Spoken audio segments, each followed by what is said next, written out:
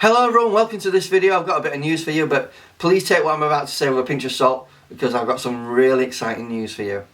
The Canon Eos R1 is rumoured to have 85 megapixels, a global shutter, 40 frames per second burst, 9-stop in-body stabilisation. Really exciting, this news, guys. Ready to have your belief beggared, the Canon EOS R1 will have an 85 megapixel global shutter sensor capable of 20 frames per second continuous shooting at 85 megapixels and a whopping 40 frames per second at 21 megapixels. This is if you believe the latest reports. Now this has come from obviously a source on Canon rumours, but believe it or not, when people talked about the R5, everyone disbelieved what we were saying. Canon won't do that. Canon won't bring out 4K video. Don't be silly. Guess what they did? They did, and revolutionised the mirrorless world literally overnight with their R5 camera. So obviously you can take what I was going to say with a pinch of salt, but there's a good chance this could possibly happen. So we've already heard, for example, that the Canon EOS R1 will have a global shutter and quad pixel AF, and 85 megapixels haven't come out of the thin air. The long rumoured high resolution Canon EOS RS has also been said to have a sensor up to 90 megapixels. So that's going to be really exciting as well.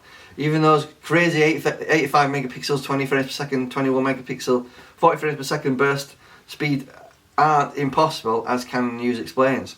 So they're going into the technical aspect of what is physically possible, and let's for starters assume that it's running dual digit X processors. Believe it or not, 85 megapixels at 20 frames per second is indeed possible.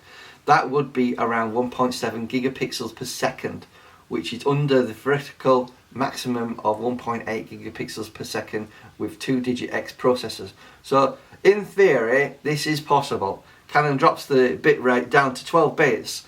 The 40 frames per second would be, in theory, possible. Limited unless it's AE fixed, because apertures would start flying apart if autofocus and AE happen to in between each exposure. So in brief, right, let me just summarise what I've said in this video. So the Canon EOS R specs are likely to be 85 megapixel global shutter Cosmos imaging sensor, approximately 85 megapixels at 20 frames per second. If we drop that down to 21 megapixels, we get 40 frames per second unlimited continuous shooting. Full sensor large quad pixel autofocus technology for video, fantastic. And we're getting 15.5 stops of EV plus wide dynamic range. Great for landscapes. ISO ratings of 160 to 1.6 million, which is fantastic. 5-axis IBIS up to 9 stops, so that's in-body stabilisation. A 3.5-inch touchscreen, RGB OLED, and obviously we're going to get a viewfinder rated at 120 Hz at 9.44 megabits. So that would be an electronic viewfinder, obviously. They're basically recommending a selling price for this lens is likely to be $8,500. Now it's probably going to be around £6,500 to £7,000, I would have thought so, in the UK. So that's really exciting news. I hope this news breakdown I've given you from the rumours that's come out of Canon rumours is helpful. Obviously the only time we'll reveal whether this information is accurate, but if we base this information based on what happened with the R5, there's a good chance this could be a real thing coming out of Canon. So thanks for watching. Obviously this news about the Canon EOS R1 camera is going to be fantastic for those of you that are professionals. It's obviously an entry into the mirrorless platform on Canon's part. Obviously this camera is likely to be a successor to the 1DX Mark III.